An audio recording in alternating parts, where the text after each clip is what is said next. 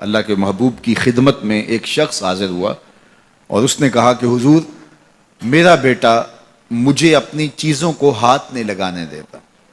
تو آقا کریم نے اسے بلایا, کہا کہ تمہارا باپ کیا کہہ رہا ہے؟ اس نے عرض کی حضور یہ چیزیں خراب کر دیتا ہے, بڑھاپا ہو گیا ہے تو چیزیں خراب کر دیتا ہے. تو حضور کی چشمان اقدس میں آنسو آ گئے. فرمایا ایک وقت تھا کہ اس کی چیزیں تو خراب کرتا تھا اور اس نے کبھی نہیں روکا تھا. تو حضور نے ایک تاریخ ساز جملہ ارشاد فرمایا, انتا و مالو کا لے ابی کا, تو بھی اور تیرا مال بھی تیرے باپ کا ہے. وہ جو چاہے کرے تو اس کو روک نہیں سکتا.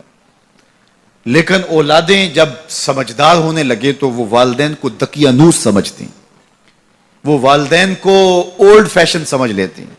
وہ سمجھتی ہیں کہ یہ تو جدید دور کے تقاضوں کو جانتی نہیں, حالانکہ والدین نے چکی کی طرح زمانے کو پیسا ہوتا ہے اور حالات کے جبر کو سہا ہوتا ہے اور تجربات کی چکی میں خود پسے ہوتے ہیں اور انہیں پتا ہوتا ہے کہ جو ہے وہ کیسے زندگی گزارنی ہے. اگرچہ وہ جدید دنیا کی اصطلاحات سے واقف نہ ہوں اور جدید زبانوں اور لہجوں سے آگاہ نہ ہوں, جدید فیشن انہیں نہ آتے ہوں, لیکن حالات کو کیسے گزارنا ہے یہ انہوں نے اپنے تجربات سے سیکھا ہوا ہوتا ہے. اور اولاد اگر ان کی اتباع کرتی ہے تو وہ سرخرو ہوتی ہے.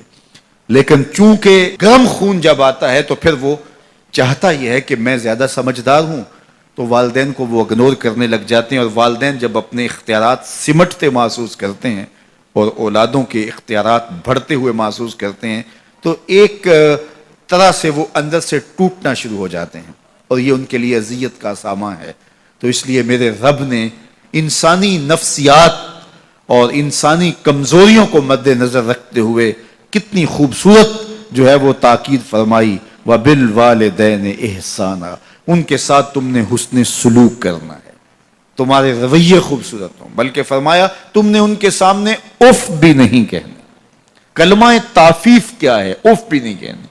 تو کہتے ہیں کہ آپ کے ہاتھ پر, بدن پر, لباس پر, کسی جگہ پر کوئی گرد, کوئی ریزہ پڑا ہوا ہو تو آپ اس کو پھونک سے ایسے اڑاتے ہیں, پھونک مارتے ہیں, تو اس سے جو آواز پیدا ہوتی ہے اس کو اف کہتے ہیں. تو کہا کہ اس قدر بھی ان کے سامنے تم اپنے معاملے کو پیش نہ کرو, والدین کے سامنے یوں محبت کا اظہار کرو. کلمہ تعفیف کے زمرے میں علماء نے یہ بھی لکھا ہے کہ ہر وہ رویہ جو ماں باپ کے لیے اذیت کا سبب ہو, ہر وہ کام جو والدین کے لیے اذیت کا سبب ہو, اس کو نہ کیا جائے.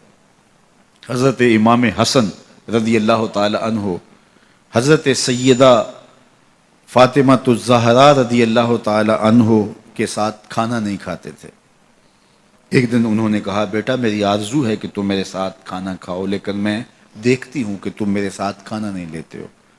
تو عرض کی امی جان میں اس ڈر سے آپ کے ساتھ کھانا نہیں لیتا کہ کسی لقمے کی طرف آپ کی نظر بڑھ گئی ہو اور آپ کا ہاتھ ابھی نہیں بڑھا اور میں پہلے اس لقمے کو اٹھا لوں جس کی طرف آپ کی نگاہ سبقت لے گئی ہے, اور آپ ماں ہونے کی وجہ سے مجھے نہ روکیں.